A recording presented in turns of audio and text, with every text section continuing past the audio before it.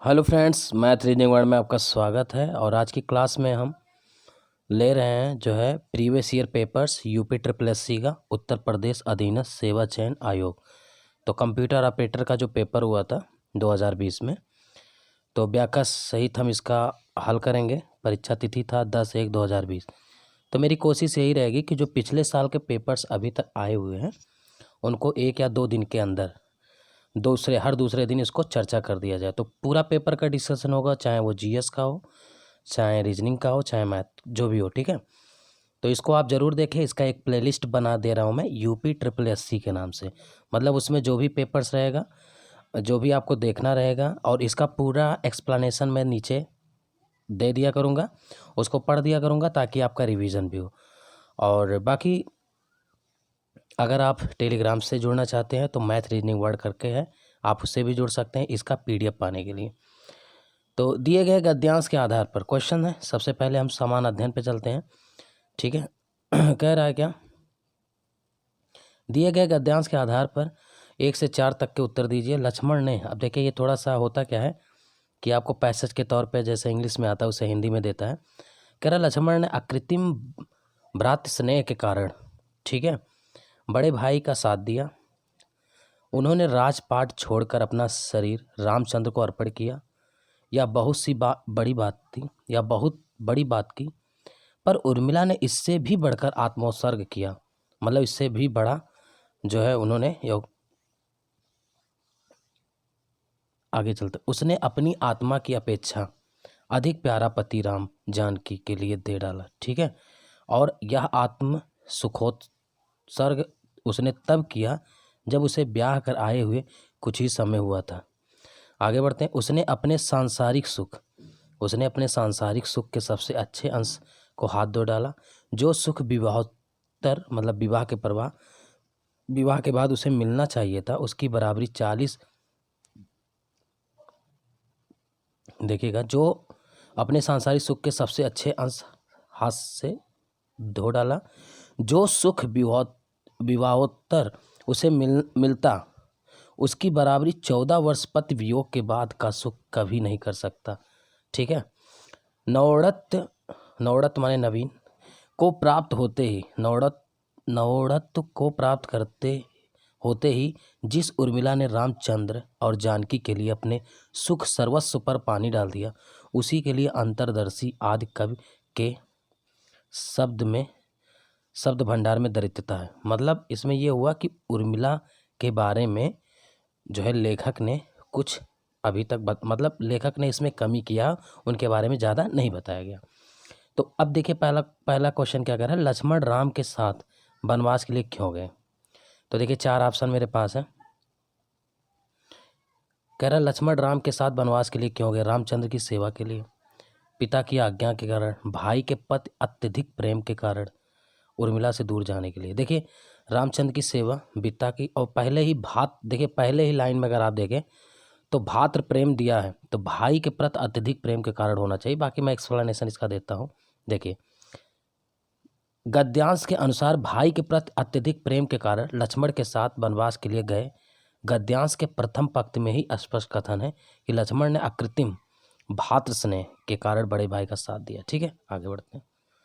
अगला क्वेश्चन कह रहा है लेखक को क्या दुख है। भाई अभी हमने पढ़ा है लास्ट में लेखक को क्या दुख है। उसने ये बताया कि उर्मिला के बारे में किसी लेखक ने, मतलब उनके शब्द भंडार में कमी देखा गया। तो कह रहा रामचंद्र राजपाट छोड़कर वनवास, ये भी नहीं है। लक्ष्मण भी भाई राम के साथ वनवास, ये भी नहीं। उर्मिला का लक्ष्मण से वियोग हो गया, नहीं। ये है कि रचनाकारों ने उर्मिला के विषय में कुछ नहीं लिखा, यही मेन है। भाई लास्ट में देखिए ये लाइन, आप देखिए पहले ये लास्ट वाली लाइन देखिए कि अंतरदर्शी, यानी कवि के शब्द भंडार में दरिद्रता देखा गया, मतलब कमी देखा गया, ठीक है। तो ये था आपका, और इसका एक्सप्लेनेशन देख लीजिए। गद्यांश के अनुसार लेखक को दुख है कि रचनाकारों ने उर्मिला के विषय में कुछ नहीं लिखा। अंतरदर्शी आदि कवि के शब्द भंडार में दरिद्रता से लेखक ने साहित्यकारों की उर्मिला विषयक उपेक्षा की ओर संकेत दिया, ठीक है। अगला कह रहा उर्मिला ने क्या बलिदान नहीं दिया। देखिए उर्मिला ने क्या बलिदान नहीं दिया। लक्ष्मण से विवाह किया, अपनी बहन सीता का वियोग सहा, लक्ष्मण को रामचंद्र के साथ वनवास के लिए जाने दिया, सांसारिक सुखों का त्याग किया। देखिए एक्सप्लेनेशन देख लीजिए। देखिए उर्मिला का लक्ष्मण के साथ विवाह करना बलिदान नहीं बल्कि उर्मिला का जीवन का प्राप्य था। अपनी बहन सीता का वियोग सहना, लक्ष्मण अपने पति को रामचंद्र के साथ वनवास के लिए जाने देना तथा सांसारिक सुखों का त्याग करना उर्मिला द्वारा किए गए प्रमुख बलिदान है। ठीक, तो ए ऑप्शन होगा। देखिए चौथा क्वेश्चन क्या कह रहा है, कह रहा उसने अपने सांसारिक सुख के सबसे अच्छे अंश से हाथ धो डाला। इस पंक्ति से लेखक का क्या तात्पर्य है। उर्मिला को श्री रामचंद्र के साथ रहने का सौभाग्य नहीं मिला। उर्मिला को नौड़त्व में पति के साथ का सुख का त्याग करना पड़ा। अगला कह रहा है उर्मिला को बहन, ठीक है, जानकी के वियोग को सहन करना पड़ा। वह विवाह कर पति के घर से पति गृह आ गई। ठीक है, पति गृह आ गई।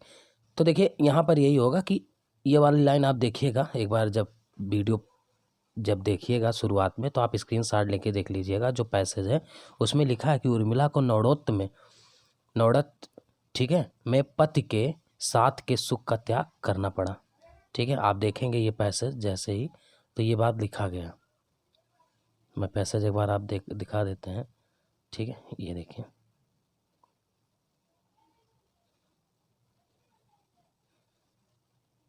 देखिए नौड़त्व को प्राप्त होते ही जिस उर्मिला ने रामचंद्र और जानकी के लिए अपने सुख सर्वस्व पानी में डाल दिया, उसी के लिए अंतर्दर्शी आदकब के शब्द। तो ये दिया है, आपका ये आंसर हो जाएगा। पैसेज में ये आंसर है, तो मुझे लग रहा है कि आ गया होगा। तो उर्मिला ने क्या बोल, ये तो हो गया था। चौथा वाला यही क्वेश्चन था कि उसने अपने सांसारिक सुख के सबसे अच्छे अंश को हाथ धो डाला। इस पंक्ति में लेखक का क्या तात्पर्य है। उर्मिला को नौड़त्व में पति के साथ के सुख का त्याग करना पड़ा। ठीक, अब देखते हैं इसका एक्सप्लेनेशन देख लीजिए।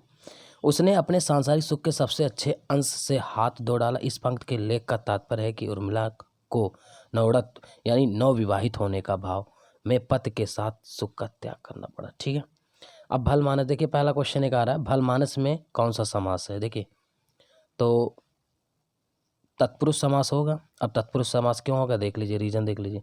कह रहा भल मानस में कर्मधारय समास, सॉरी कर्मधारय समास होगा, मैंने गलत बता दिया, कर्मधारय होगा। ठीक है, ये गलत छप गया। देखिए भल मानस में कर्मधारय समास होगा। इसका समास विग्रह है भला यानी अच्छा, मानस माने मनुष्य होता, जानते हैं यहाँ पे, मतलब जिसका अर्थ जैसे विशेषण, इसमें विशेषता होना चाहिए, विशेषण निकलना चाहिए। कर्मधारय समास का उत्तर पद प्रधान होता है, ये ध्यान दीजिएगा। कर्मधारय समास का उत्तर पद प्रधान होता है तथा दोनों पद पूर्व पद एवं उत्तर पद के मध्य विशेषण विशेष अथवा उपमेय अपमान का संबंध पाया जाता है।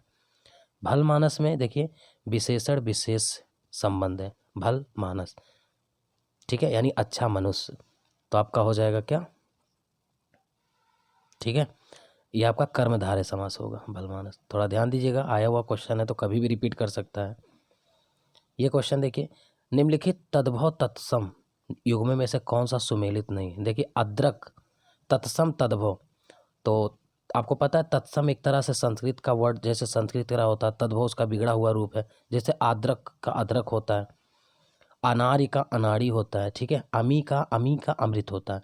तो ये जो अमृत है ये कहीं ना कहीं तत्सम है और ये पहला तद्भव, तो ये तो सब सही है, लेकिन अपना और आत्म ये गलत है। अब इसका एक्सप्लेनेशन देख लीजिए। देखिए दिए गए युग्मों में तद्भव तत्सम की दृष्टि से अपना आत्म सुमेलित नहीं है। अपना का तत्सम आत्मना होता है। अब याद कर लीजिए, कभी भी ये क्वेश्चन दे सकता है कि अपना का तत्सम क्या होता है, तो अपना का तत्सम जो होता है आत्मना होता है, ना कि आत्म। शेष विकल्प तद्भव तत्सम की दृष्टि से सुमेलित है। अब देखिए अगला क्वेश्चन कह रहा है दवा किसी भाषा का शब्द है। दवा किस भाषा का शब्द है, ठीक है, तो दवा देखिए फारसी है। बाकी हम देखते हैं। देखिए दवा फारसी है, लेकिन आप फारसी में और क्या क्या आ सकते हैं उनको भी देख लीजिए। देखिए दवा फारसी भाषा का शब्द है। ध्यातव्य है कि हिंदी में विदेशी भाषाओं के बहुत से शब्द प्रचलित हैं। ऐसे शब्दों को आगत शब्द की श्रेणी में रखा जाता है। ये भी पूछा जा सकता है कि ऐसे शब्द क्या कहलाते हैं, तो आगत यानी इनको अपनाया गया। उद्भव या स्रोत की, ठीक है, उद्भव या स्रोत की दृष्टि हिंदी में प्रचलित शब्दों को मूलतः 5 भागों में बांटा गया। देखिए तत्सम होता, तद्भव होता, देशज, विदेशज यानी जो विदेशी वर्ड आया उनको आगत भी कहते हैं, और संकर, संकर माने मिक्स, जैसे रेलगाड़ी, रेल देखिए इंग्लिश वर्ड है, गाड़ी हिंदी है, तो ऐसे कई संकर वर्ड भी होते हैं, आप देखेंगे आगे चल के।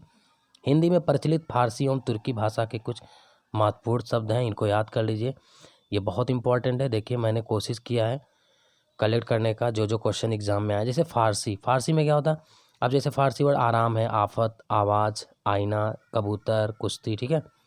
किशमिश जो हम लोग खाते हैं ये भी फारसी है। खामोश, खरगोश, चश्मा, जहर, जिंदगी, तमाशा, देहात, दुकान। और तुर्की वर्ड क्या है, देखिए तुर्की, उर्दू, कालीन, कैंची, कुली, कुर्की, चेचक, चमचा, तोप, तलाश, बेगम, बहादुर, लफंगा, लाश, सुराग, सौगात, ठीक है। तो ये तुर्की वर्ड है, इन दोनों को ध्यान दीजिएगा आप।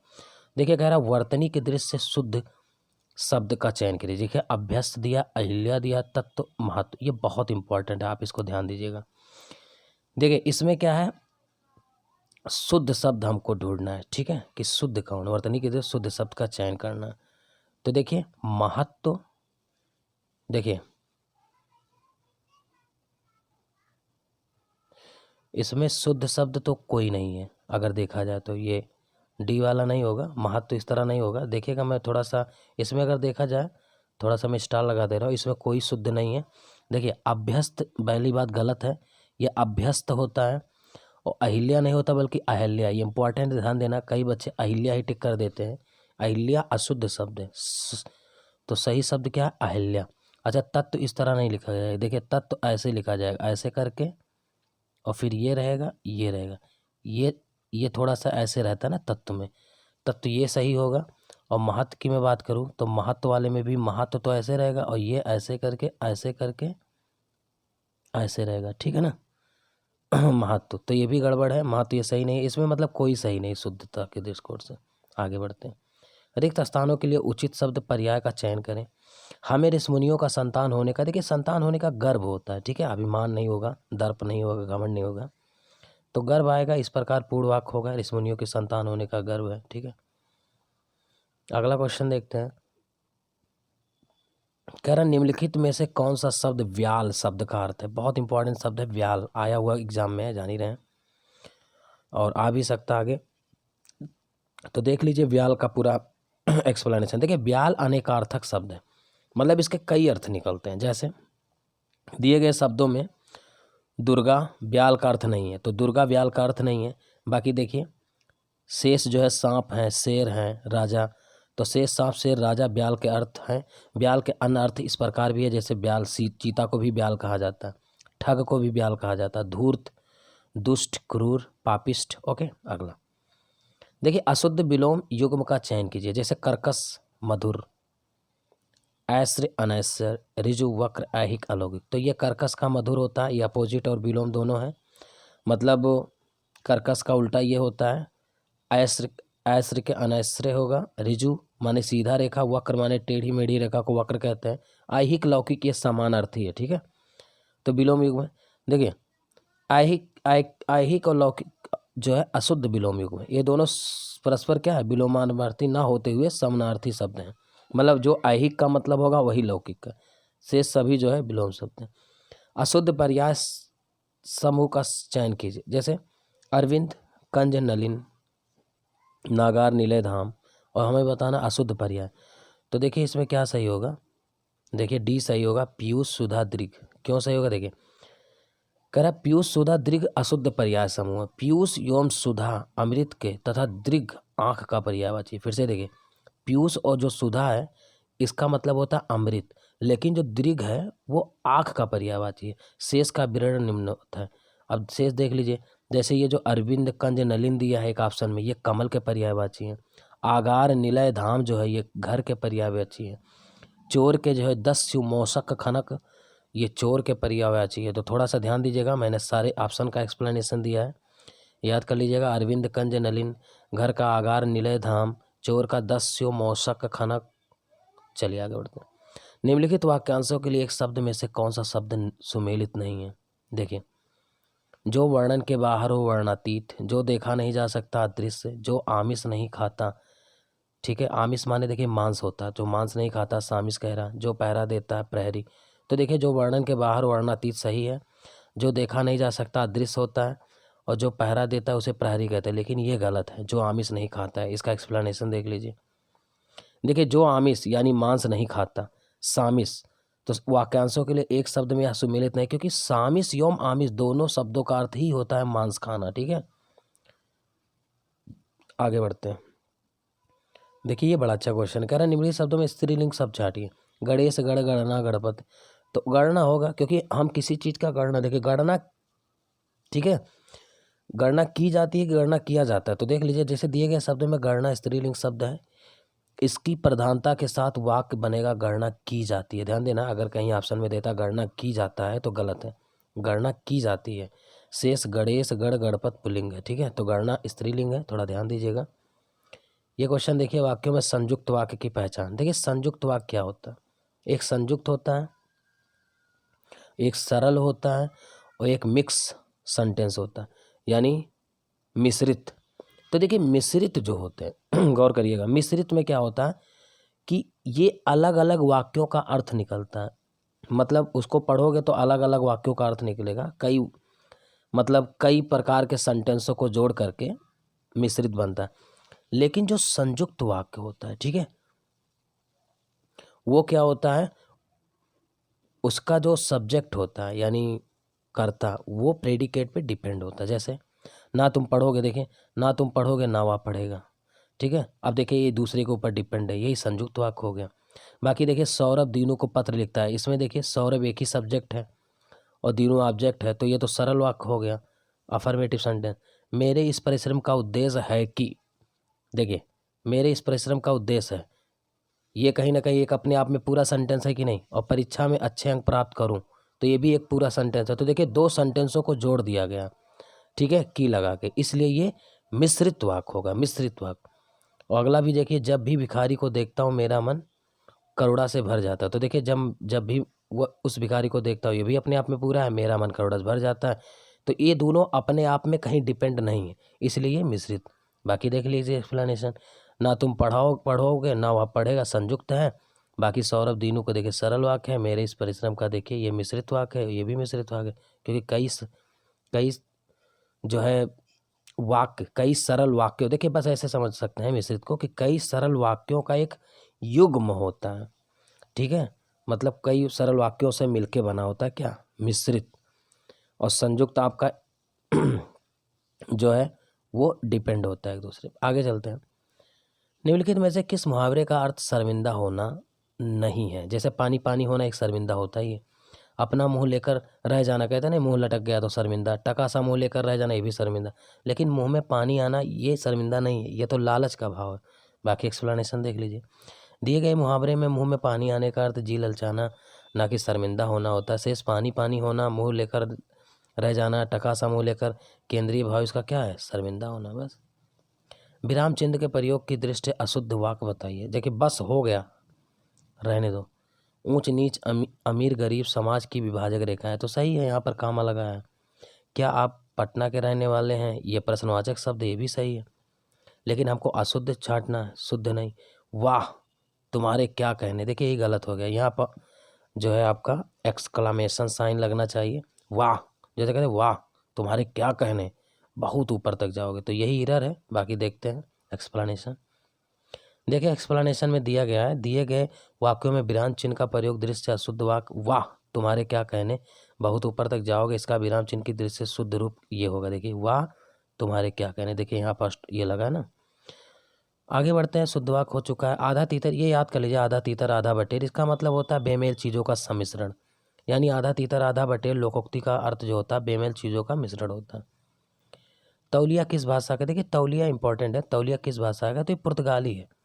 तो तौलिया पुर्तगाली भाषा का शब्द है, हिंदी में प्रचलित पुर्तगाली भाषा के कुछ महत्वपूर्ण शब्द इस प्रकार हैं, इसको रट लीजिएगा, मैंने लिखा है, मैं स्टार लगा दे रहा हूँ, थोड़ा सा मेहनत आप भी करिए। एक देखिए, हमारा कोशिश है एक क्वेश्चन के पीछे कम से कम 6-7 क्वेश्चन आपका ऐसे ही समझ में आ जाए। तो और पुर्तगाली जो शब्द होते हैं देख लीजिए, मैं पढ़ देता हूँ।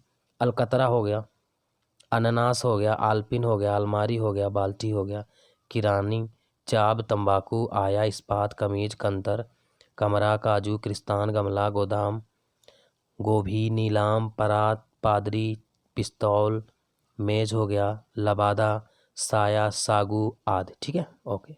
तो ये सारे हैं। निम्नलिखित में से कौन सा वर्तमान काल का भेद नहीं है? देखिए वर्तमान काल, पहले इसके बारे में आप जानिए कि वर्तमान काल कितने प्रकार के होते हैं, फिर भूत कितने होते हैं, तो अभी आप समझ जाएंगे। वैसे हेतु हेतु मध्य जो है वर्तमान नहीं होता है, ये हमेशा भूत में होता है। तो देख लीजिए इसका एक्सप्लेनेशन ये है, थोड़ा मुझे लग रहा है कि आप समझ पा रहे होंगे। जैसे वर्तमान काल के कुल 5 भेद होते हैं जो इस प्रकार होते हैं: सामान्य वर्तमान, तत्कालिक वर्तमान, पूर्व वर्तमान, संदिग्ध वर्तमान, संभाव्य वर्तमान। इस प्रकार भूतकाल एवं भविष्य काल का वितरण है: सामान्य भूत, आसन्न भूत, पूर्ण भूत, अपूर्ण भूत, संदिग्ध भूत, हेतु हेतु मत। तो देखिए फिर से देख लीजिए, यानी वर्तमान काल के 5 भेद होते हैं। देखिए इसमें कहीं हेतु हेतु नहीं आया।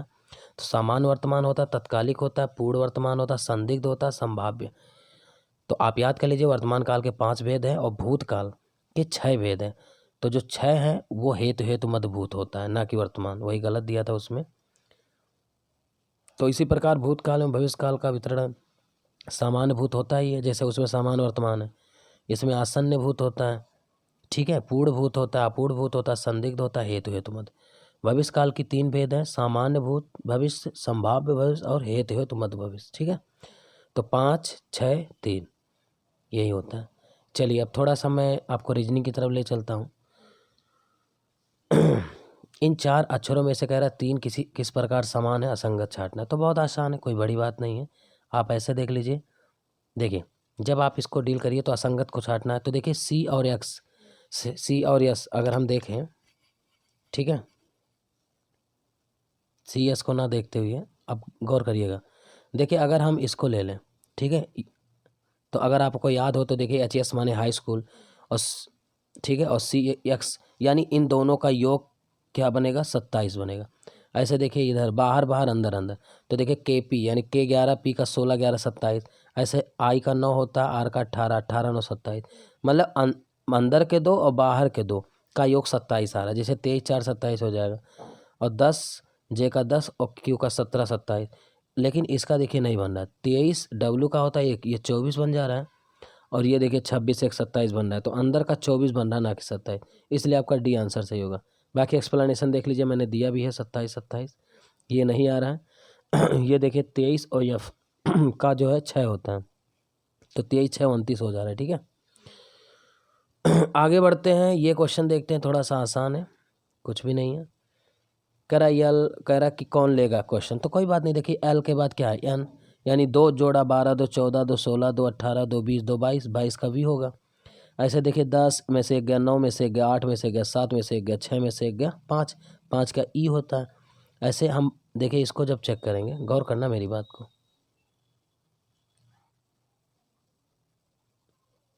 चलिए फिर से देखते हैं इस क्वेश्चन को, फिर से देखते हैं।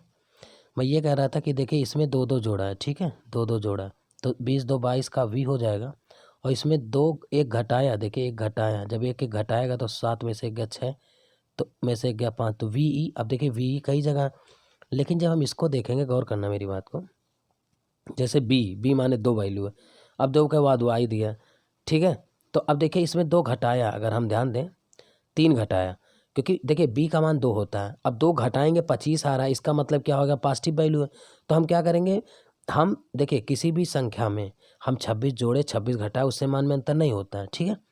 तो अगर ये बी का मान 2 है तो हम इसको 26 जोड़ देंगे 28 बना लेंगे। तो 28 में से कितना घटाए कि वाई आए, यानी 25, तो 3, यानी इन्होंने 3 माइनस का किया। देखिए 25 में से 3 गया 22, 22 में से 3 गया 19, 19 में से 3 गया 16, तो 16 में से 3 जाएगा तो आ जाएगा, 16 में से 3 जाएगा तो 13, और 13 का क्या होता है एम। तो V F M, option number V E M, option number A. ठीक, बाकी एक्सप्लेनेशन आप देख सकते हैं, मैंने दिया भी है ये सारी बातें, ठीक है। आगे बढ़ते हैं, बाकी आप देख लीजिएगा। ये बहुत अच्छा क्वेश्चन, इसको बोलते हैं पोजीशन इंटरचेंज, ठीक है। बहुत अच्छा क्वेश्चन आता है, एक क्वेश्चन हर एग्जाम में मिल रहा है, ये मैं देख रहा हूँ। तो कह रहा है देखिए डैमसल ए, जब देखिए जब वर्ड वही हो और उनका इंटरचेंज हो तो वो पोजीशन इंटरचेंज कहलाता है।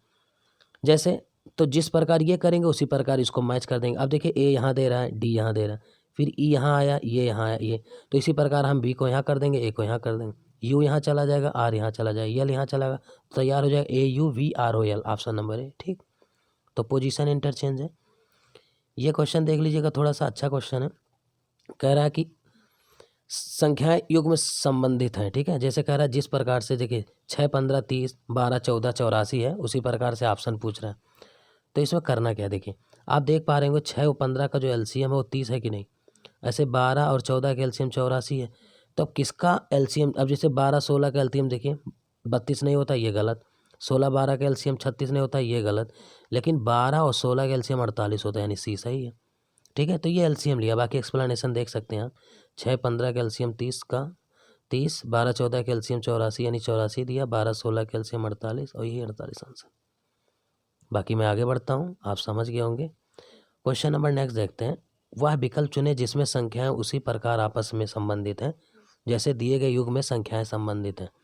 तो देखिए आप देख पा रहे होंगे ये 7 का क्यूब दिया, 7 का क्यूब होता है 343। तो बस देख लीजिए किसका क्यूब जो है,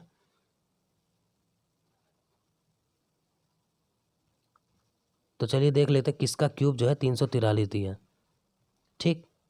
तो देख लीजिए ये देखिए 5 का क्यूब क्या दिया है, 5 का क्यूब दिया है 125, तो आपका ये आंसर हो जाएगा।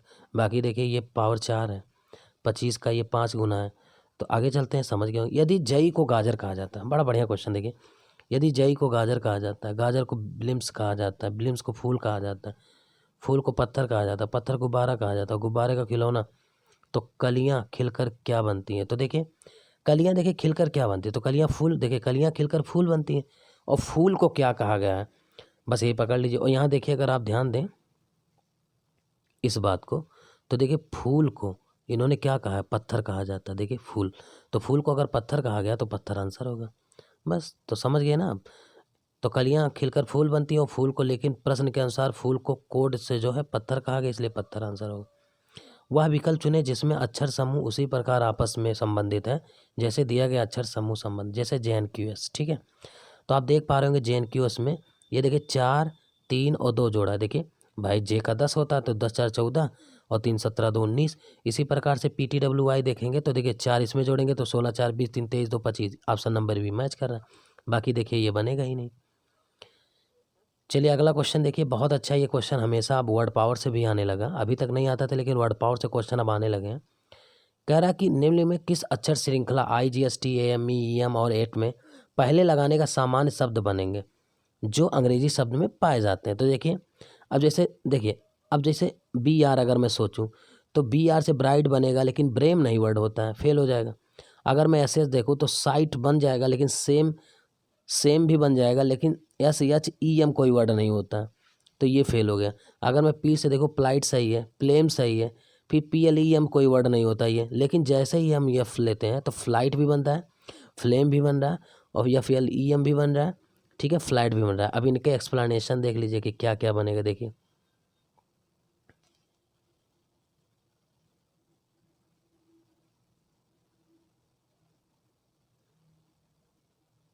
ये थोड़ा गलत छप गया है, इसको EW होना चाहिए, ठीक है, आप सही कर लीजिएगा, नहीं तो बनेगा नहीं।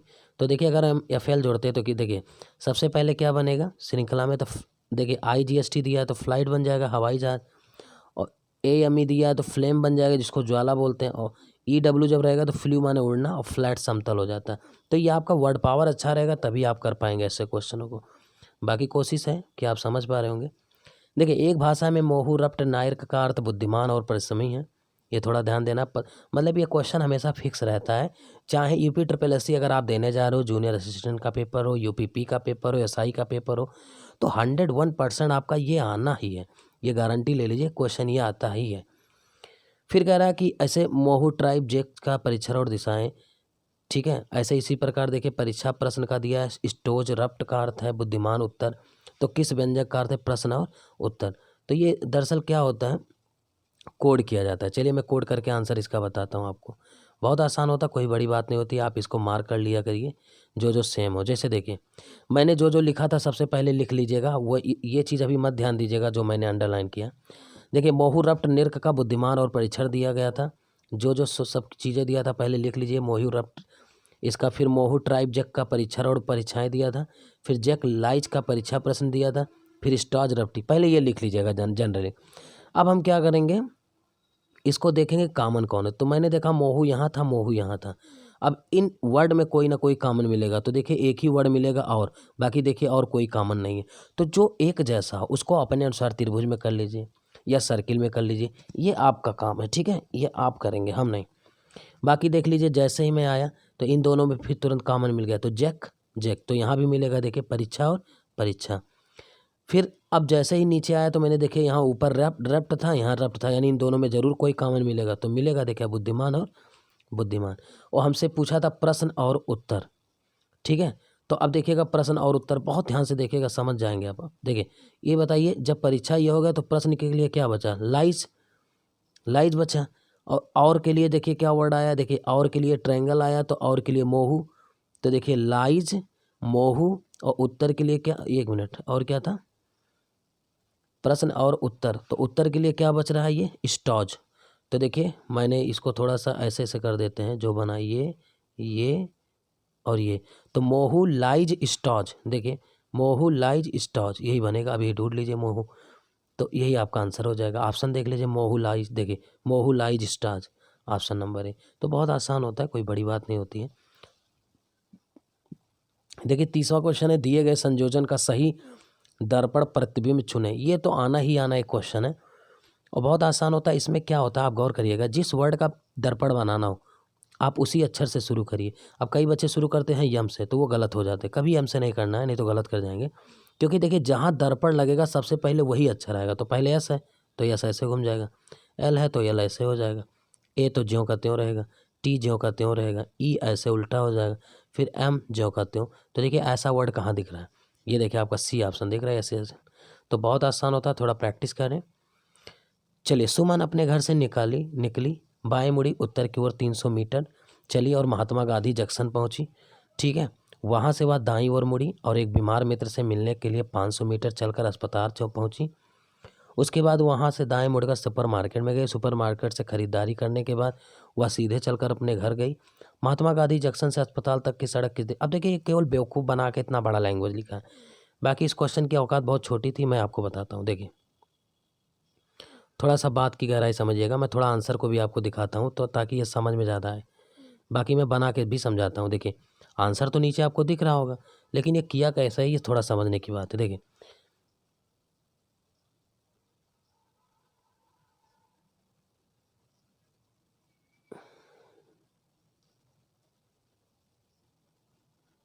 चलिए समझिएगा। जैसे कह रहा सुमन अपने घर से निकली, तो चलिए मैं मान लेता हूँ ये निकली, घर से निकली, ठीक है, ये घर है, सुमन का ये घर है यानी होम है, मैं एच लिख दिया। बाएं मुड़ी, तो देखिए मैंने बाएं मोड़ दिया। फिर उत्तर की ओर 300 मीटर, गौर करिएगा भाई, बाएं मुड़ती है तो ऊपर की, अब देखिए ये उत्तर की ओर यही होगा। अब देखिए कई लोग सोच रहे होंगे कि घर आप कैसे यहाँ ही जान गए। भाई जब वो देखिए घर से बाहर निकलने के बाद वो उत्तर की ओर जा रही, तो यही एक दिशा होगा जो उत्तर की ओर ले जाएगा बाईं ओर मुड़ने पर, और कोई दिशा नहीं होगा, ये ध्यान दीजिए। इसलिए उत्तर की ओर 300 मीटर चली तो 300 मीटर चली, बाकी ये समझ जाएगा, अभी मैं फिगर से मैच करा दूंगा, ठीक है। फिर क्या कह रहा है, महात्मा गांधी जंक्शन पहुंच गई, यानी एमजे लिख दे रहा हूँ, महात्मा गांधी जंक्शन। वहाँ से वह दाईं मुड़ी और बीमार मित्र से, अब देखिए यहाँ से वो दाईं मुड़ी यानी राइट, और ये 500 मीटर चलती है और यहाँ अस्पताल पहुँच गई। अस्पताल को मैंने ए से डिनोट कर दिया।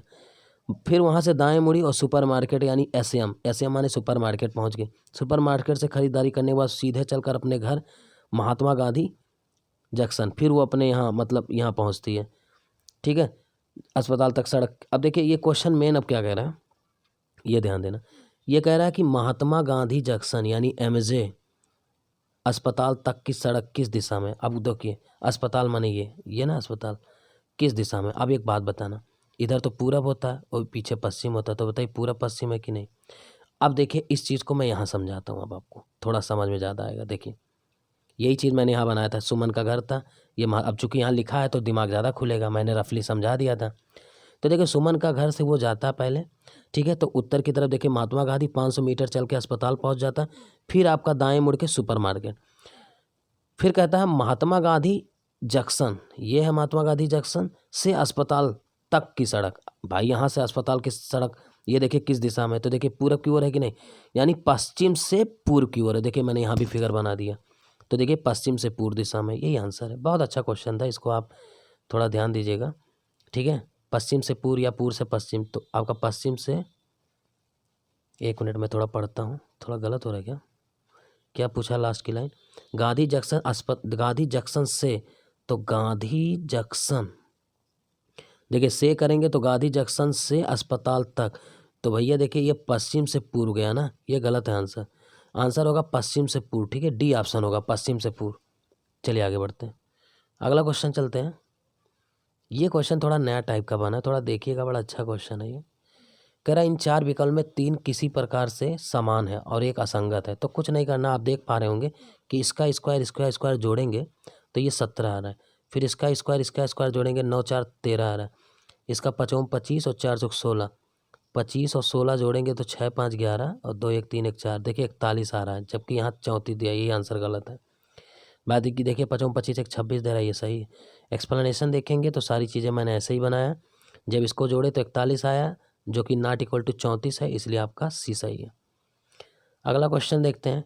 कह रहा वह विकल्प चुने जिसमें पदों के बीच वही संबंध है जो दिए गए युग्म के बीच है, जैसे वर्ग 4, तो मैं क्या करूँ, 10 मुख, देखिए 10 भुज में 10 भुजा होता है लेकिन 5 दिया है, 5 भुज में 5, अब देखिए वर्ग में 4 भुजाएं होती है, आप बना के दिखा देता हूँ, देखिए वर्ग में 4 भुजाएं होती हैं, ये सही दिया है, लेकिन 10 भुज में 10 भुजाएं होती है, पंचभुज में 9 होती हैं, 5 होती है लेकिन 9 दिया है, षटभुज में 6 होता है 7 दिया, लेकिन अष्टभुज में 8 भुजा, यानी अकॉर्डिंग टू जो होना चाहिए उसको सही देना चाहिए, जैसे वर्ग में 4 है तो अष्टभुज में 4 होता है, यही सही है। और दिया भी है जिस प्रकार वर्ग में 4 भुजाएं मिलकर बनता है उसी प्रकार अष्टभुज 8 भुजाओं से मिलकर बनता है, कोई बड़ी बात नहीं है। अब ये कह रहा है विकल्प में कौन सा वही संबंध होगा जो पहले का दूसरे, जैसे कागज किताब, तो आप देख पा रहे होंगे कागज से किताब बनता है, ठीक है, तो आप बताइए, अब जैसे फ़ोन से वार्ता बनता है, पहिया से कार बनता है, ऋण से ब्याज बनता है, तो ये सब गलत है, बाकी ये धातु से सिक्का बनता है, यही सही है, सिक्का हमेशा धातुओं से मिलकर बनते हैं। और दिया भी है कि जिस प्रकार किताब कागज से बनता है उसी प्रकार सिक्का धातु से बनता है, ठीक है, आगे बढ़ते हैं। कह रहा है कि वह संख्या चुनिए जो निम्नलिखित श्रेणी में प्रश्न चिन्ह के स्थान पर आएगा, ये बहुत अच्छा क्वेश्चन है, इसको थोड़ा ध्यान दीजिएगा, अच्छा लगा मुझे क्वेश्चन, एग्जाम में आपका आ सकता है। जैसे कह रहा 512 768 1152, तो हमेशा ये ध्यान दीजिए करिए, देखिए दुगना के करीब तो है नहीं, मतलब दुगना से कम जोड़ा है, यानी उसके आधा के लगभग, तो तुरंत दिमाग लगाइएगा कि 512 में उसका आधा जोड़ा है, तो देखिए 512 का आधा कर दीजिएगा, जैसे 512 और प्लस 512 का आधा तो 768 आ जाएगा, देखिए, और जब 768 आ जाएगा तो इसको जोड़िएगा, इसका आधा 768 तो 1152 आ जाएगा। ऐसे जब आप 1728 जोड़िएगा और इसका आधा तो 1728 और इसका आधा करेंगे तो 2 8 16 और 2 छके 12 2 चौका 8, तो देखिए 8 4 12 6 2 8 1 9 8 7 15 का 5 और 2 1 2 2592 आ जाएगा, ठीक है, यही आंसर। मतलब क्या कर रहा है, वो संख्या जोड़ा प्लस उसका आधा। अगला ये क्वेश्चन देखिए कितना प्यारा है, कह रहा है 511 255 क्वेश्चन मार्क 63 31, ठीक है, तो ये तो दिख ही रहा है, अगर हम पीछे से देख ले तो 7 दूनी 14 1 15 15 दूनी 30 1 31 31 दूना 62 1 63 63 का दुगना कर दीजिए, देखिए कितना अच्छा क्वेश्चन है, 2 3 6 2 6 12, दुगना करके एक जोड़ रहा है तो ये हो जाएगा 127। अब देखिए एक क्वेश्चन को हम हज़ारों तरीके से सोच सकते हैं, या हम 511 है उसका देखिए, अब ऐसे ही भी सोच सकते हैं, 511 में से एक घटा दें तो ये हो जाएगा 510, अब जस्ट इसका आधा करेंगे तो 255 आएगा। तो सोचने के 1000 तरीके हैं, लेकिन दिमाग आपका जैसे लग जाए आप उसी को, जैसे मैंने देखा मैंने ऐसे लगा दिया, लेकिन सोल्यूशन मैंने इसी तरह दिया है, देखिए 511 का एक घटा के आधा किया, तो आप भी कर लेना, लेकिन वो जो पहला तरीका मैंने बताया वो ज़्यादा अच्छा है। अब देखिए 3 किसी प्रकार से संगत है, बाकी एक असंगत है, तो देख लीजिए कौन असंगत है, कोई बड़ी बात नहीं। अब देखिए 9 का दुगना कर दीजिए तो हो जाएगा 18, 18 24 जोड़िए, 8 4 12 2 1 3 42, देखिए 42 दे रहा है। ऐसे 7 का दुगना कर दिए 14, 14 17 जोड़ेंगे तो 31 आ रहा है। ऐसे 6 का दुगना करेंगे 12, 12 और 24 जोड़ेंगे 36, लेकिन बेटा अगर 11 का दुगना 22 करोगे और 22 में 23 जोड़ोगे तो 45 आ रहा है क्या, 3 2 5, हाँ 45 आ रहा है, 22 23। अच्छा ये 7 दूनी 14 17, एक मिनट, 14 और 17 जोड़े तो 7 4 11, ये भी दे रहा है 7 दूनी 14। अच्छा तो क्या गड़बड़ है जी, सी गड़बड़ है, इसमें मैंने क्या गलती किया है, 6 दूनी 12 और 24 4 2 6, ये भी तो सही है, तो गड़बड़ क्या हो रहा है जी, 8 दूनी 16, एक मिनट हम चेक कर लेते हैं, 8 दूनी 16 और 17। दरअसल बी वाला सही होगा, लेकिन हमने ऑप्शंस गलत भर दिया, हमने ऑप्शन को सही कर दिया है। थोड़ा आप गौर करिएगा, इसको 8 बना लीजिएगा, अब सही हो जाएगा। ठीक है, करेक्शन कर लीजिएगा। तो ये देखिए दुगना करके जोड़ा गया है 24 को, ये आया है, इसको दुगना करके जोड़ेंगे 8 दूनी 16 और 17, तो 7 6 13, 1 1 2 33, 33 आ रहा है। जबकि देखिए ये नॉट इक्वल टू 31, मतलब 31 नहीं आ रहा, तो बी सही हो जाएगा, लेकिन 8 कर लीजिएगा, वो करेक्शन कर लीजिएगा। बाकी सब सही कर दिया। आप देखिए 6 दूनी 12, 12 और 24 जोड़ेंगे 36, 11 दूनी 22, 23 जोड़ेंगे 45। ओके, एक्सप्लेनेशन है ये क्वेश्चन बहुत अच्छा लगा मुझे। तो अब देखिए ऐसे भी क्वेश्चन आपके एग्जाम में आने लगे हैं। वजह देख लीजिए, कह रहा है दी गई श्रृंखला में छठे स्थान पर क्या आएगा। कोई बड़ी बात नहीं, अगर आप थोड़ा सा दिमाग लगाए तो एक चीज़ मुझे दिख रहा है कि BCDE GHIJ यल यम, यहाँ यन होना चाहिए, तो LMNO QRST VWXY, मतलब ये असेंडिंग आर्डर में। तो देखिए ये असेंडिंग आर्डर में नहीं है, BAD, ये DCBAB नहीं है, तो फेल। अब देखिए ABCD ये असेंडिंग है, ABCD है, तो अब एक दिमाग लगाइए आप। देखिए आप बताइए, स्मॉल के बाद फिर ये कैपिटल F दे रहा है, स्मॉल अक्षर के बाद फिर कैपिटल P दे रहा है, तो ये स्मॉल U है तो कैपिटल आना चाहिए, तो कैपिटल इसमें है ना कि इसमें, इसलिए ऑप्शन नंबर C सही हो जाए। बहुत अच्छा तरीका, आप इसको सीखिएगा। देखिए वह भिन्न चुने जो निम्नलिखित श्रेणी में प्रश्न चिन्ह का स्थान लेगा। तो ये बहुत आसान है, कुछ भी बड़ी बात नहीं, आप ऐसे दिमाग लगा देखिए। 9 3 27, 3 81, 3 243, 3 729। अब 729 में 3 से गुणा कर दीजिए, तो 3 9 27। अब 7 लास्ट में आ रहा है, ऑप्शन नंबर डी में आ रहा है। तो एग्जाम में ऐसे ही करा करिए, ऑप्शन से खेलेंगे तो समय बच जाएगा। ठीक है, बाकी करने को तो भाई जाहिर सी बात है आप करिएगा। अब ऐसे ये भी होगा, देखिए 4 दूनी 8 दूनी 16 दूनी 32 दूना, यानी 4 का यहाँ आधा रहा होगा, तो आधा माने 2, तो ये देखिए 2/21 भाई, 2/21 सही, 2187। ओके, अगले क्वेश्चन की तरफ देखिए। यही ऑप्शन में दिया भी है, लेकिन हमने जो तरीका बताया वो एग्जाम में कैसे हिंट करना, बाकी तो सॉल्यूशन है जो कि बुकिस है। ठीक है, अब देखिए कुछ मैं जीएस का क्वेश्चन लेना चाहूँगा, और क्वेश्चन जीएस का लेने का बस एक ही पर्पज़ है कि जो इसका एक्सप्लेनेशन मैंने दिया है उसको ज़्यादा ध्यान दे, कि एक क्वेश्चन से कम 4-5 क्वेश्चन तैयार हो। मतलब ये जो वीडियो बनाने का पर्पज़ है वो ये है कि यूपी ट्रिपल एससी के जितने अभी तक एग्जाम में पेपर्स आए, चाहे वो आईएएस को छोड़ करके, यानी पीसीएस यूपी ट्रिपल एससी का रहा था, मैं पीसीएस पकड़ूंगा। फिर आपका लोअर से जितने पेपर्स आए हैं, लेखपाल के जो आए हैं, वीडियो के आए हैं, मैं उसकी हिंदी का पेपर, और मैथ का हो गया, रीजनिंग हो गया, और जीएस। मतलब अगर आपको रिवीजन करना हो प्रीवियस ईयर पेपर्स का तो इस पर मैं क्या कहते हैं, इस पर मैं जो है एक प्लेलिस्ट में यूपी ट्रिपल एससी के नाम से बना दूंगा, आप जाइएगा सारे पेपर्स का सॉल्यूशन वहाँ देख लीजिएगा। ठीक है, तो चलते हैं, अब शुरू करते हैं जीएस का। जैसे जीएस में कह रहा है अकबर द्वारा बनाया गया प्रसिद्ध ऐतिहासिक स्मारक बुलंद दरवाजा उत्तर प्रदेश के किस जिले में था, तो आगरा में था। ठीक है, अब आगरा के बारे में थोड़ा पढ़ लेना, कब बनाया था, ये सारी चीज़ें देखिए, बहुत इंपॉर्टेंट चीज़ यही है। यहाँ से कैसे रिलेट गए, जैसे अकबर द्वारा बनाया गया प्रसिद्ध ऐतिहासिक स्मारक बुलंद दरवाजा उत्तर प्रदेश के आगरा जिले फतेहपुर सीकरी में स्थित है। भाई आगरा पूछेगा कहाँ है, तो एक क्वेश्चन ये हो गया, आगरा फतेहपुर सीकरी में। प्रसिद्ध स्मारक का निर्माण देखिए पूछ सकता है कि 1602 में अकबर ने अपनी गुजरात विजय, अब देखिए ये भी पूछा जा सकता है किस स्मृति में, बुलंद दरवाजा। ठीक है, तो गुजरात विजय की स्मृति में करवाया था। ठीक है, विजय की स्मृति में। यह हिंदू और फारसी का स्थापत्य कला का अद्भुत उदाहरण होने के साथ साथ दुनिया का सबसे बड़ा प्रवेश द्वार भी है। तो ये भी पूछा जा सकता है कि सबसे बड़ा दरवाज़ा कौन है। ठीक है, तो बुलंद दरवाज़ा बनवाया किसने, ठीक है, अकबर। किस जगह है, किस ज़िले में, तो आगरा ज़िले में फतेहपुर सीकरी में। मुझे लग रहा है याद हो गया, और बनवाया कब गया, 1602। देखिए किस सिख गुरु जयंती का गुरुपर्व त्यौहार के रूप में मनाया जाता है, बहुत इंपॉर्टेंट क्वेश्चन है, इसको रट लीजिए, बार बार ये क्वेश्चन आया है। तो गुरु नानक है। अच्छा, इनके बारे में थोड़ा जानकारी ले लीजिए, क्योंकि देखिए जब तक जानकारी रिलेट करके नहीं पढ़ेंगे तो होता क्या है कि चीज़ें भूलने लगता है। तो सिख पंथ के संस्थापक तथा सिखों के पहले गुरु नानक देव की जयंती गुरुपर्व त्यौहार के रूप में मनाई जाती है। इनका जन्म रावी नदी के किनारे स्थित आधुनिक पाकिस्तान के पंजाब प्रांत के तलवंडी नामक गांव में हुआ था। गुरु नानक देव जी अच्छे सूफी कवि भी थे। हिंदी साहित्य में नानक जी भक्ति काल के अंतर्गत आते हैं। ठीक है, इनमें कौन सा लोक नृत्य हरियाणा राज्य से संबंधित नहीं है, तो जवारा नहीं है। बाकी देखिए धमाल, खोरिया और झूमर ये हरियाणा के हैं। अच्छा, इनके बारे में थोड़ा पढ़ लेते हैं। देखिए, धमाल, खोरिया तथा झूमर हरियाणा राज्य के लोक नृत्य हैं, जबकि जवारा मध्य प्रदेश, याद कर लीजिएगा, जवारा जो राज्य का नृत्य है वो मध्य प्रदेश का लोक नृत्य है। जवारा नृत्य गरासिया जाति द्वारा होली के अवसर पर पुरुष तथा महिला दोनों के द्वारा युगल रूप में किया जाता है। फाग, डाफ, लूर, गुग्गा, जागोर आदि हरियाणा राज्य के अन्य लोक नृत्य हैं। आगे देखिए, भारत में इनमें से कौन सा बैंक सार्वजनिक क्षेत्र का बैंक नहीं है? तो फेडरल बैंक सार्वजनिक नहीं है, बाकी इलाहाबाद, पंजाब, यूको ये सार्वजनिक बैंक है।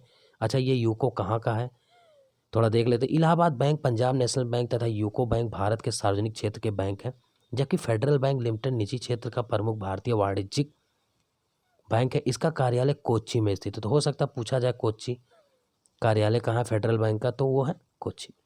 देखिए, 2015 में प्रधानमंत्री द्वारा गैर कृषि लघु सूक्ष्म उद्यम को 10 लाख तक ऋण देने का प्रदान किया गया था।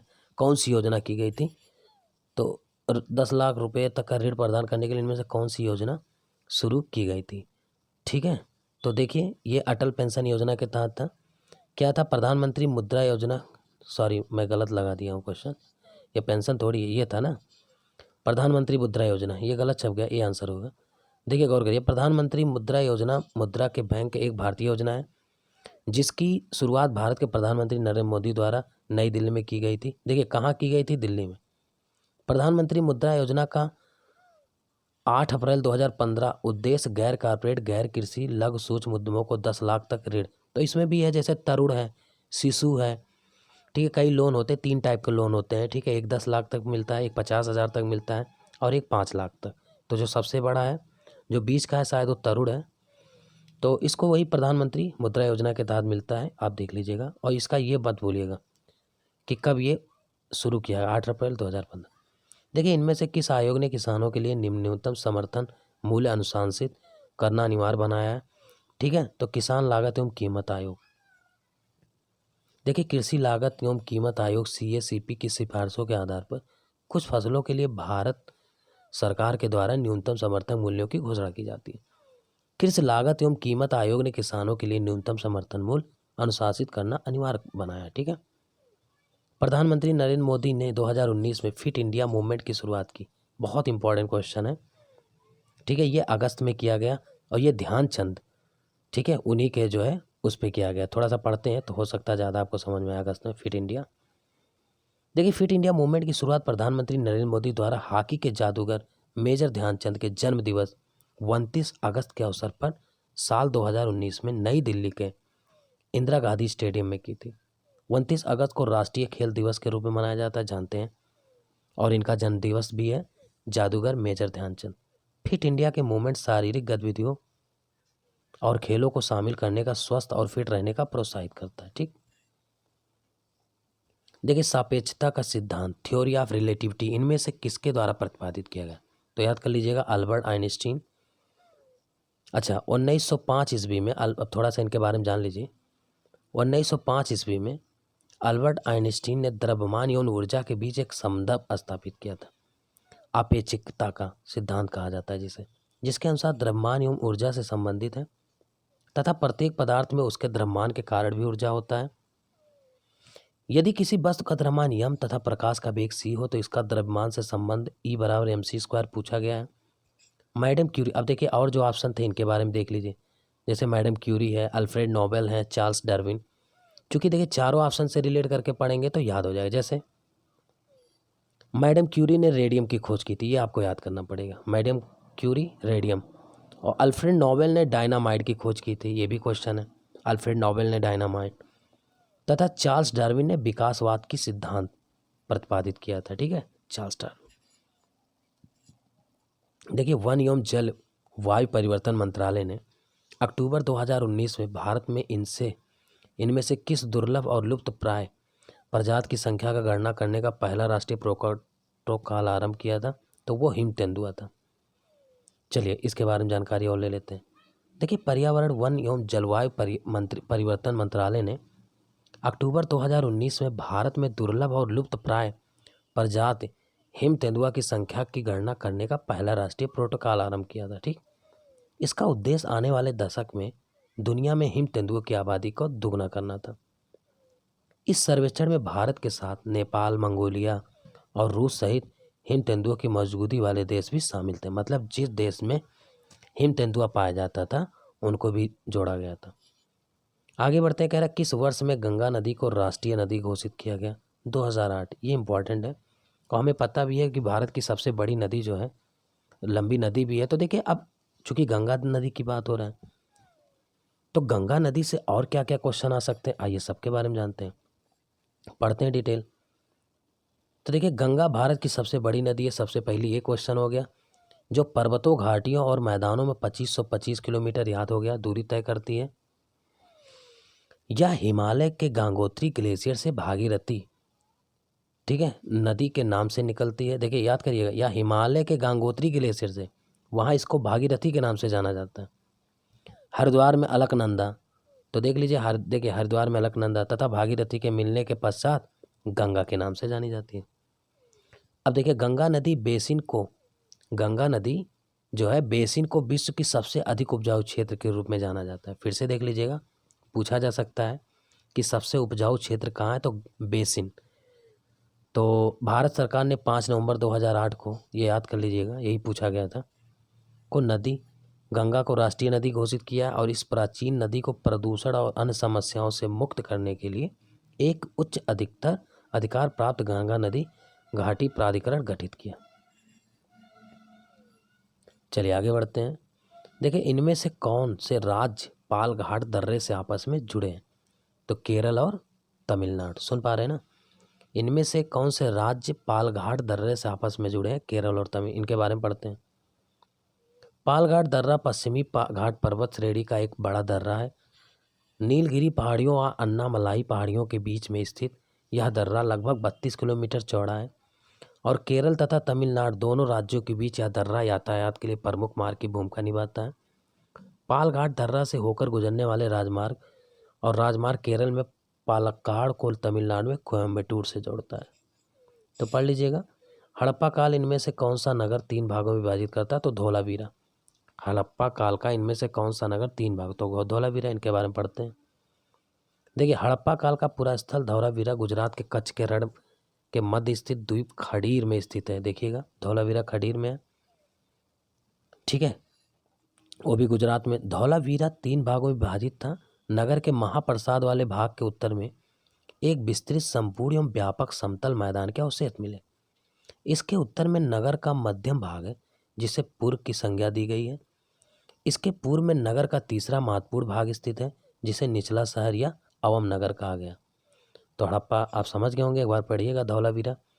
ईस्ट इंडिया कंपनी ने किस वर्ष में कलकत्ता, देखिए ये क्वेश्चन कराने का पर्पज यही है कि यूपी SSS देखिए कहाँ कहाँ टच कर रहा है। तो अब ये देखिए 1773 कलकत्ता का सर्वोच्च न्यायालय, मुझे लगता है हजारों बार पूछा गया, तो इसको रट लीजिए भाई। जो फिक्स क्वेश्चन है, जो बार बार एग्जाम में आ रहा है, उसको आप तैयार कर लीजिए। और मेरा कोशिश भी यही है प्रीवियस ईयर से। तो ईस्ट इंडिया कंपनी ने किस वर्ष में कलकत्ता में सर्वोच्च न्यायालय की स्थापना की थी? वो 1773। अच्छा, इनके बारे में थोड़ा एक्सप्लेन करते हैं। देखिए, 1773 के रेगुलेटिंग एक्ट से इंग्लैंड के सम्राट को कलकत्ता में सर्वोच्च न्यायालय स्थापित करने का अधिकार प्राप्त हुआ। सम्राट जॉर्ज सेकंड ने 26 जुलाई 1774 को, अब ये याद कर लीजिएगा कौन थे, तो सम्राट जॉर्ज सेकंड ने 26 जुलाई 1774 को कलकत्ता में सुप्रीम कोर्ट की स्थापना की। किसके तहत? 1773 रेगुलेटिंग एक्ट के तहत। यहाँ एक मुख्य तथा 3 अन्य न्यायाधीशों की नियुक्ति की व्यवस्था की गई जो अंग्रेजी कानून के अनुसार प्रजा के मुकदमों का निर्णय करते थे। इसका कार्य क्षेत्र बंगाल, बिहार तथा उड़ीसा तक था। सर एलिजा इम्पे, ये याद कर लीजिएगा, सर एलिजा इम्पे यहाँ के पहले मुख्य न्यायाधीश नियुक्त हुए। तो सीधे पूछा जा सकता है कि 1773 रेगुलेटिंग के एक्ट जो सबसे पहले न्यायाधीश थे बंगाल के, यहाँ के कलकत्ता के सुप्रीम कोर्ट के, वो कौन थे? तो सर एलिजा इम्पे थे। ठीक है, आगे बढ़ते। देखिए, 2019 में US ओपन पुरुष एकल खिताब किसने जीता? तो राफेल नडाल थे। बाकी और युगल कौन जीते, ये सब चीज़ों के बारे में भी एक बार देख लीजिए ताकि आपको याद हो जाए। मेरी कोशिश यही है। इसका मतलब देखिए, आपसे क्वेश्चन क्या पूछता है, खेल से भी एक क्वेश्चन जरूर पूछता है, देख लीजिए। तो देख लीजिए और क्या क्या चीज़ें थे 2019 से रिलेटेड। जैसे US ओपन टेनिस टूर्नामेंट 2019 के जो विजेता थे, देखिए पुरुष एकल विजेता राफेल नडाल, पुरुष युगल विजेता मतलब जो 2 लोग जीते थे वो जुआन सेबेस्टियन और कबाल तथा रॉबर्ट फराह थे। महिला में देखिए महिला युगल जो विजेता थे, ठीक है, महिला एकल होना चाहिए, ये एकल होना चाहिए। महिला एकल विजेता जो थे वो एलिस मर्टेस, नहीं ये युगल ही है।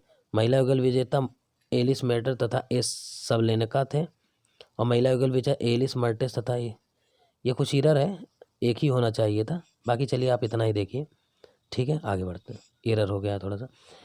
देखिए इसरो द्वारा चंद्रयान 2 मिशन लॉन्च किए जाने, ये तो सबको पता है और बहुत दुख का पल था उस समय भारत देश के लिए।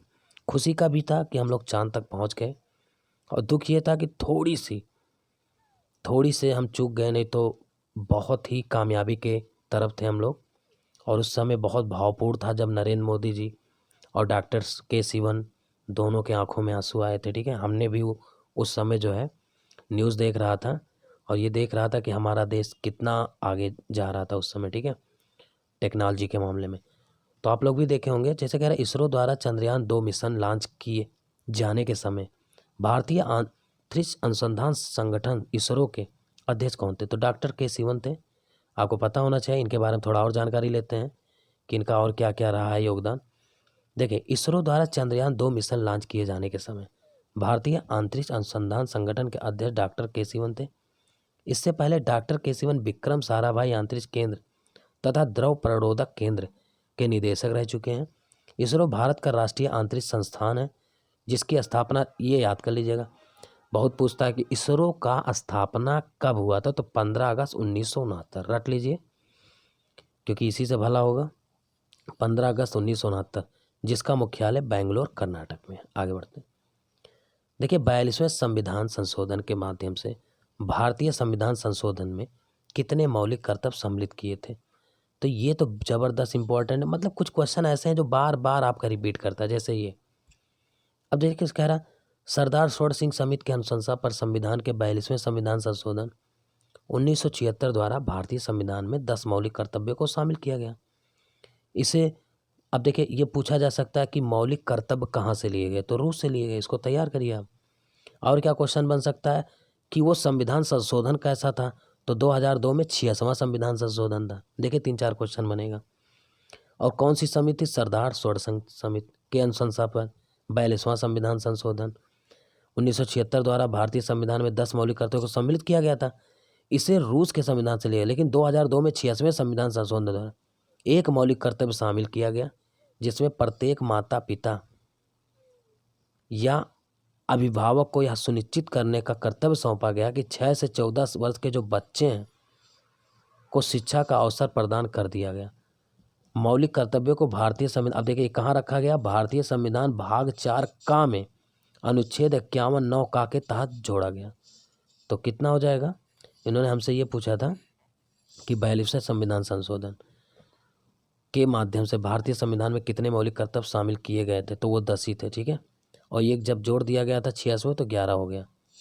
भाई ये 86वें में जुड़ा है ना, देखिए 2086 में, तो पहले पूछा था वो, तो तब 10 थे।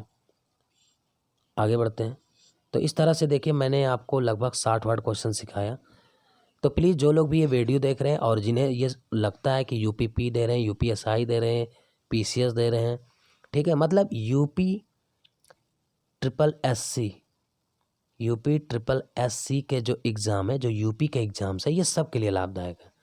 तो आप देखें, और भी मेरे कई पेपर मैंने इस पे दिया, जैसे आपका वीडियो का पेपर मैंने कराया, ठीक है, जूनियर असिस्टेंट का पेपर कराया। तो इसी प्रकार और जो भी पेपर हैं कोशिश करेंगे कि सारे क्वेश्चनों को कराऊं। कई कमेंट्स आ रहे थे मुझे कि आप केवल मैथ रीजनिंग ही ना देख करके थोड़ा सा, जब कोई लड़का खोले या कोई पढ़े तो उसको complete math, reasoning, Hindi, GS सब कुछ एक साथ मिल जाए।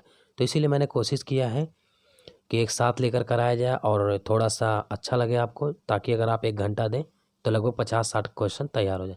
तो थैंक यू सो मच। आज की क्लास यहीं तक। अगर आपको ये वीडियो अच्छा लगा हो तो लाइक शेयर करना ना भूलें, ज़्यादा से ज़्यादा इसको लोगों तक पहुँचाएँ। धन्यवाद।